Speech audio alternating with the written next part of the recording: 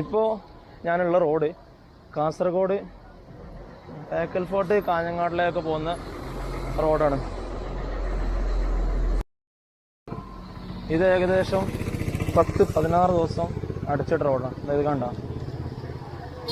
ഇപ്പോൾ പണിയെടുത്തുകൊണ്ടിരിക്കുന്ന വേണ്ട, ഏകദേശം 16 ദിവസം ഇവിടെ അടച്ചിട്ടിട്ട് ഒറ്റൊരു വണ്ടി ഇതിൽ വിട്ടിട്ടില്ല. അങ്ങനെ പണിയെടുത്ത റോഡാണ്.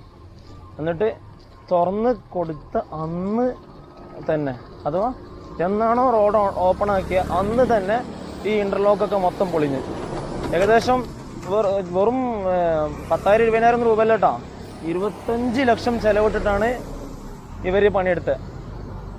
മനസ്സിലാക്കണം, 25 ലക്ഷം രൂപ ചെലവിട്ടിട്ട് 10-16 ദിവസത്തോളം ഏകദേശം ഉണ്ടാവും.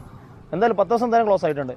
10-16 ദിവസത്തോളം ഇവർ ഫുൾ റോഡ് ബ്ലോക്കാക്കി ഒറ്റ വണ്ടി ഇതിൽ കടത്തി വിടാതെ